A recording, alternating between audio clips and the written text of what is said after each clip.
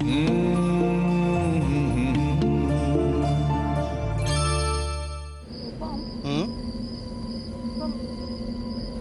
একটা হয়ে গেল না, কেমন ফাঁকা ফাঁকা লাগছে জানো তো। আমার না না ভয় করছে খুব। না না, ভয়ের কিছু নেই। আমার তো মনে হয় ভালোই হলো আমরা রয়ে গেলাম। আর এটা না আমাদের অনেক পুরনো বাড়ি, এখানে কখনো কোনো মিস আপ হয়নি, আর কোনো টেনশন নেই। বাবু, দিদিমণি, আপনারা? আরে দেখো না, গাড়িটা খারাপ হয়ে গেল, আটকে গেলাম। হে, তাহলে তো রাতটা আপনাদের এখানেই থাকতে হবে। আরে না না, ফিরে গেলে তো ভালো হতো না, আমাদের তো রাতে থাকার কোনো প্রিপারেশনও নেই।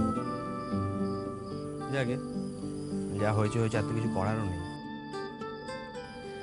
তুমি দেখো ডিনারের কি ব্যবস্থা করতে পারো? ঠিক আছে, আমি এক্ষুনি যাচ্ছি। তো পাশে একটা ছোট দোকান আছে, আমি ওখান থেকে নিয়ে আসছি। এখানে ননভেজ কিছু পাওয়া যায় না, ওই ডাল ভাত তরকারি, ও নিরামিষ কিছু তরকারি হিসাবে এখানে কিছু পাওয়া যেতে পারে। হ্যাঁ হ্যাঁ, নিরামিষই ভালো। একে অবেলায় খাবার খেয়েছি, বেশি কিছু খেতে ইচ্ছে করছে না। আমি এক্ষুনি নিয়ে আসছি, ভেতরে ঘরটা খোলা আছে, আপনারা বরং ওখানে গিয়ে রেস্ট করুন। আমি যাবো আর আসবো না, যাই, দোকান বন্ধ হয়ে গেলে আবার প্রবলেম হবে। আসছি। তুমি হালকা কিছু নিও কিন্তু। হ্যাঁ ঠিক আছে। পিসিমণি, এ কি তুমি এখনো ফ্রেশ হওনি? হবো রে বাবা, হব। ও ফ্রেশ হওয়ার অনেক সময় পাবো, অনেক সময় পাবো, কিন্তু সারাদিনের যে কেচ্ছা কেলেঙ্কারিগুলো আমার পেটের ভেতরে গুড়গুড় গুড়গুড় গুড়গুড় গুড়গুড় করছে, সেগুলো না বলতে পারলে কোনো শান্তি নেই নিরবু। বুঝতেই পেরেছি, কাউকে না পেয়ে তুমি এখন আমার কানটা ভরতে এসছো, তাই তো? তুই আমাকে এরকম করে বললি, বলতে পারলি? হ্যাঁ, আমি তোর সাথে দুটো মনের কথা বলি। তোর মা বৌদি সে তো আমাকে পাত্তাই দেয় না, এত শাশুড়ি যে আমাকে একদম মটমট করছে, মাটিতে পাই পড়ে না। আর ওই যে খ্যাংরা কাঠি শয়তানিটা, ওর সঙ্গে তো কথাই বলা যায় না, ন্যাকামি ন্যাকামি ন্যাকামি। সর্বনাশ, কি করা যায় এখন? ওদের এই একসাথে থাকাটা আটকাবো কি করে? পিসিমণি, হ্যাঁ, কি হয়েছে বলবে তো? তুমি তুমি তো বললে যে আমার সাথে নাকি তোমার অনেক গল্প আছে, আর এখন তো কিছুই বলছো না। বলো না, কি হয়েছে? হ্যাঁ হ্যাঁ হ্যাঁ, আছে তো, তোর সাথে অনেক গল্প আছে। বলো। আমি মনে হচ্ছে যাই রূপু, হাত মুখ ধুয়ে কাপড়টা ছেড়ে আসি, যাই। পিসিমণি।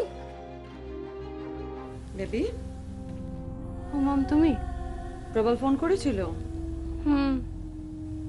এই কিছু বললো হঠাৎ করে তুমি থেকে গেছো বলে? ওসব আর বলতে সাহস পায় না এখন। তোমার কি মনে হয় মম, আমি ওর কথা শুনে চলি? ওর হাতের পুতুল। That's great. যাক, দেরিতে হলেও তোমার বুদ্ধিটা খুলেছে।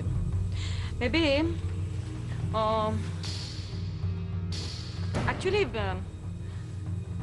আমি তোমাকে কিছু জরুরি কথা বলতে চাইছিলাম। ইনফ্যাক্ট সেই জন্য তোমাকে আমি জোর করলাম এখানে থেকে যেতে। জরুরি কথা? মেবি এখন তো তোমার তেমন কোনো ব্যস্ততা নেই, ফ্রি থাকো, তুমি তোমার শ্বশুর মশাইয়ের বিজনেসে জয়েন করছো না কেন? আমি ব্যবসা? আকাশ থেকে পড়লে মনে হচ্ছে। আমার কথা মতো তুমি শুধু কাজ করে যাও, তাতে তুমি আর প্রবল দুজনেই কিন্তু জ্ঞানুর হবে। সত্যি মম? Yes baby, yes. তুমি সকাল থেকে উঠে যাই যাই করছো না, হয়তো বাড়ি চলে যাবে, তারপর তুমি সবার সঙ্গে মিশে যাবে, আমার থেকে দূরে চলে যাবে, সবার সঙ্গে তোমাকে ভাগ করে নিতে হবে। এত হিংসুটে কেন তুমি? হিংসুটে তো, হিংসুটে, খুব হিংসুটে।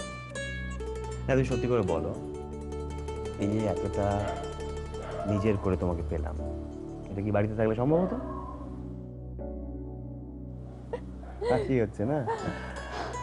আমি তো ঠিক করেছি বাবাকে বলে দেবো। কি বলবে? বলবো যে এবার থেকে না আমরা এই ফার্ম হাউস থাকবো। আমি জানি রূপা, কিন্তু দেখো, আমাদের বাড়ির লোকেদের প্রতিও তো একটা দায়িত্ব আছে, একটা কর্তব্য আছে।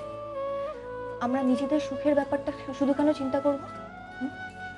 তাছাড়া আমি তো তোমার সঙ্গে সবসময় আছি, আর চিরদিন থাকবো।